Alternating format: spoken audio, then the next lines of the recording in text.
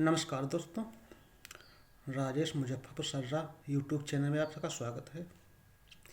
अगर आप चैनल पे नए हैं तो चैनल को सब्सक्राइब जरूर करें और वीडियो पसंद है तो लाइक करें, कमेंट करें।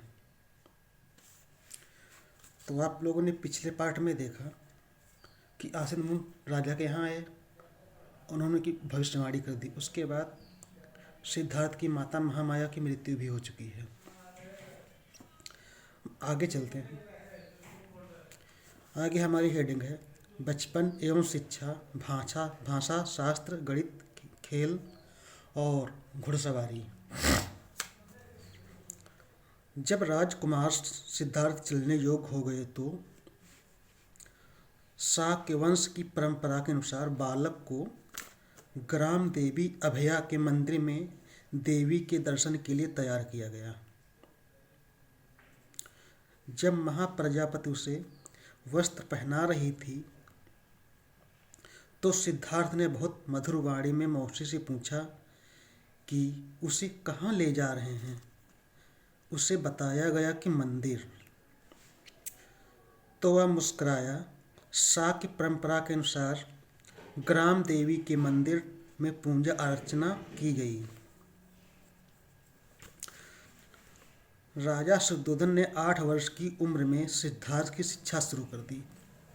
उस समय उनकी उम्र केवल 8 वर्ष थी। आजकल तो लड़का 3 साल का हुआ, चलो जी प्री नर्सरी में। इसके बाद आता है जिन 8 विद्वान आचार्यों को शुद्धोधन ने महामाया के स्वप्न की व्याख्या करने के लिए बुलवाया था और जिन्होंने सिद्धार्थ के बारे में भविष्यवाणी की थी, वे ही 8 व्याख्याकार विद्वान उसके प्रथम आचार्य नियुक्त किए गए। यानी उनके जन्म के समय जब उन्होंने सपना देखा था तो उसकी जो भविष्यवाणी करने आए थे वही आचार्य या गुरु उनके कहलाए, जो उन्हें शिक्षा देंगे। अब प्राथमिक शिक्षा पूरी होने के बाद शुद्धोधन ने उदिक देश के विद्वान सब मित्र को आगे की शिक्षाओं के लिए नियुक्त किया। वह सिद्धार्थ के दूसरे आचार्य थे और भाषा, व्याकरण, वेद, वेदांग, उपनिषद आदि शास्त्रों के विद्वान थे। उनके सानिध्य में सिद्धार्थ ने उस समय के सभी दर्शन शास्त्रों का अध्ययन कर अपनी बाल प्रतिभा का परिचय दिया। राजकुमार सिद्धार्थ के साथ राज परिवारों के अन्य बच्चे भी पढ़ते थे। बचपन से ही सिद्धार्थ की कुशल बुद्धि, सीखने की जिज्ञासा व उत्सुकता से सभी आचार्य चकित थे।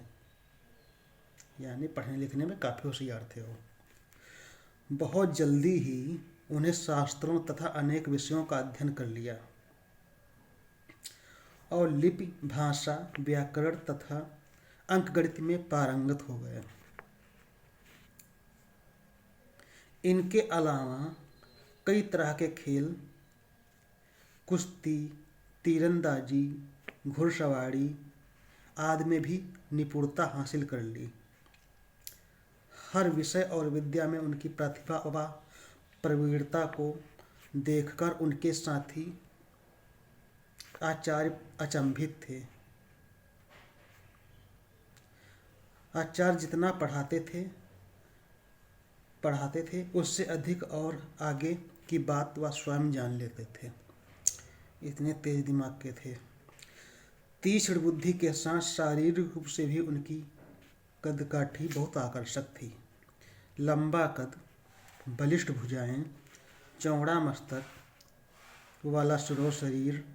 उन्होंने मानसिक विकास के लिए शारीरिक बल की भी कई विद्याएं सीख ली। अब शारीरिक बल की जैसे युद्ध की कला सीखना, घुड़सवारी करना, उस हिसाब से माइंड के लिए लिखना, पढ़ना, भाषाएं सीखना। इसलिए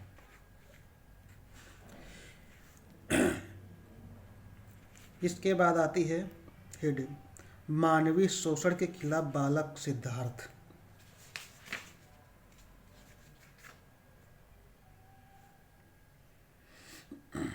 तो आज के लिए इतना ही।